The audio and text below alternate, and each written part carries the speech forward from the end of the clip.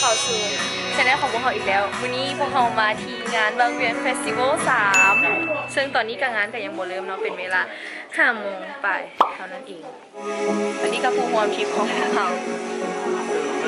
นี่คือผู้ค้างคายไอซ์แบงนี่คือส่วนของ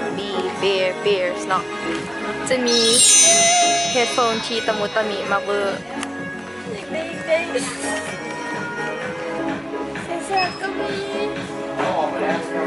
ลำโพงก็มาเคสก็มีเด้อ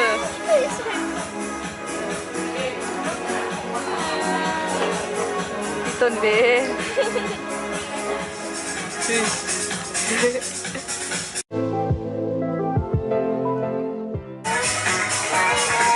งานกระเป๋าผ้ากันมาอุ้ยตะมูเบอร์อ้าว my god นั่งมาแล้วเป็นหน้า ตกลงคือเขามารีวิวมินิโซสำหรับเมื่อกี้เนี่ยพวกเขาก็มีแต่แบบว่าไปเบิ่งเครื่องซื้อซึ่งไม่ได้ซื้ออย่างเลยเพราะว่าอัพจดเงินส่วนนี้เงินไปกับปีคอนเสิร์ตไปแล้ว เดี๋ยวไปรอให้ฮู้กันต่อเลย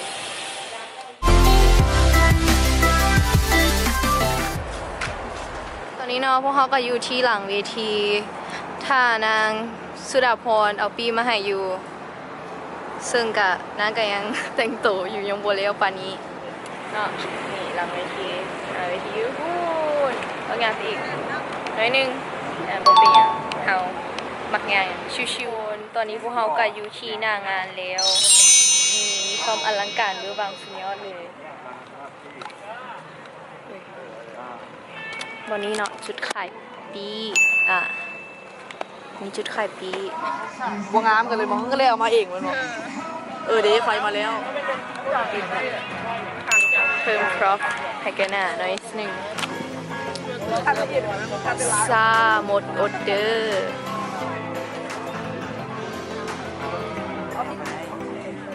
อาทิตย์แล้วมี3 ตา everyone ตอนนี้พวกเขากลับมากินอาหารข้างทางที่แท้ทรูเนาะซึ่งแต่ละคนก็มีการจริงจังกับการเล่นโทรศัพท์เนาะเพราะว่าจะให้ก็ตามจังหน่อยเข้างานซึ่งตอนนี้คนหน่อยหลายเพราะว่าเมื่อยนั่งเมื่อยยืนเมื่อยรอ เดี๋ยวเขากินก่อนเนาะแล้วเขาเติมพลังแล้วเขาจึงไปลุยเต้นต่อนั่นเองฮัลโหลทุกคนตอนนี้เนาะมูกลับมาแล้ว3 คน4 คนท่านางเพิ่งคนเดียว Miss Perks where are you เอาบัตรคอนเสิร์ตมาให้เนี่ยเซน แม่เขาด่าอะไรนี่ เข้างานบ่ได้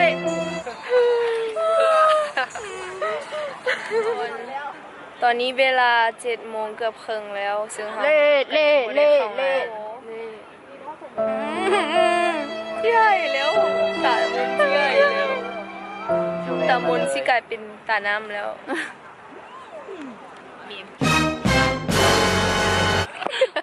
มีหลักฐานเด้ออย่าลง check 1 2 1 งามดี 2 ได้ข่าวคนเดียววันนี้ check ในงานแล้วตอนนี้ได้ยินเสียงว่าฮัลโหล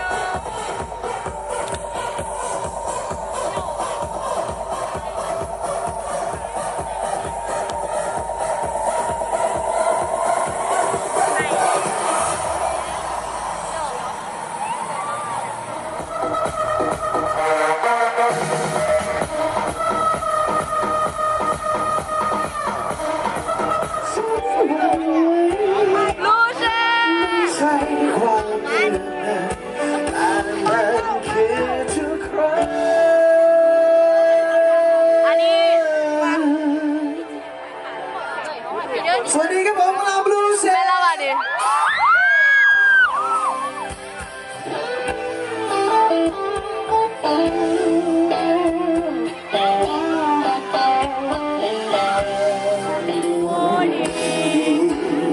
ได้ไฟอบหักสู้มาขึ้นมาสูงปอบมือไปด้วยกันสูง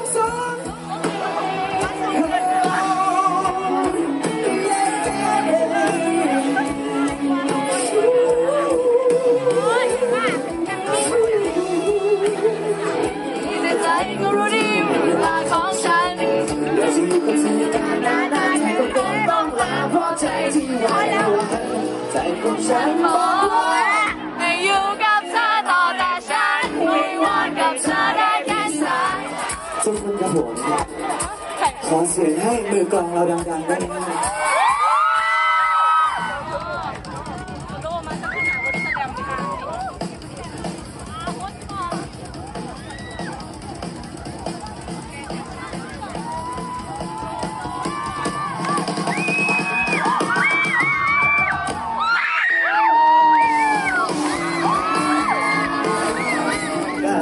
แต่มันคือทุกวันที่คิดถึงเธอคนที่เขายังไงก็คงเหงาได้ขอเสียงคนที่คืนนี้ไม่เหงาเลยฉันว่ายังมีอยู่กับลมฟ้าและ1 2 3 1 2 3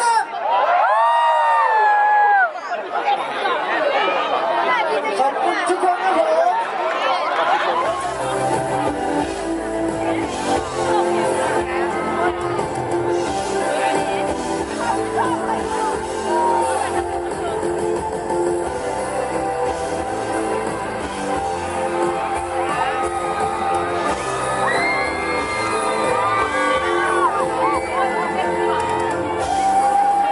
สักหนึ่ง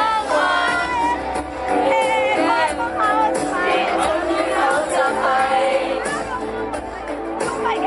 เพราะรักเป็นเธอที่ไม่ยอมให้ปล่อยเขาก็วนแม้แต่น้อยจะเธอยินดีเขาเดินไปให้คนวันๆหนึ่งเจ้าก็เป็นหวานใจ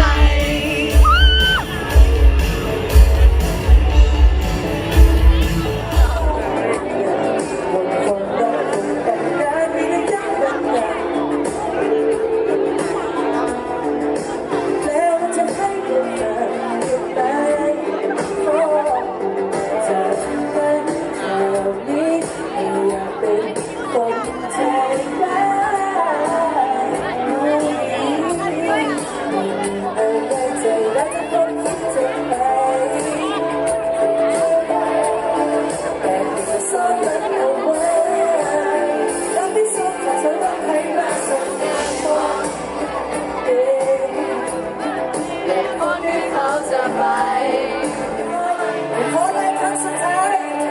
นับ1 ถึง 4แล้วมาบอกพร้อมกันนะครับดวงดาวไหน1 2 3เพราะฉันรักเธอมากพอจะให้เธอรับไป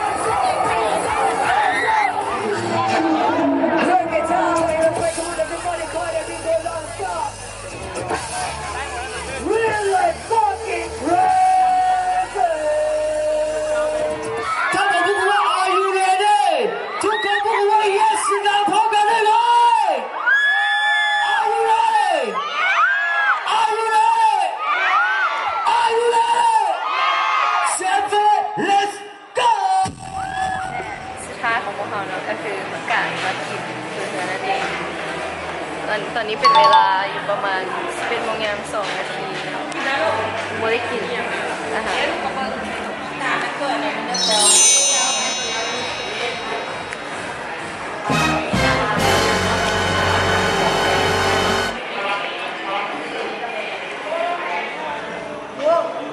แล้วที่เราจะต้องไปบ๊ายบายเจอกันใหม่คลิปหน้าอย่าลืมไลค์แชร์ and subscribe thank you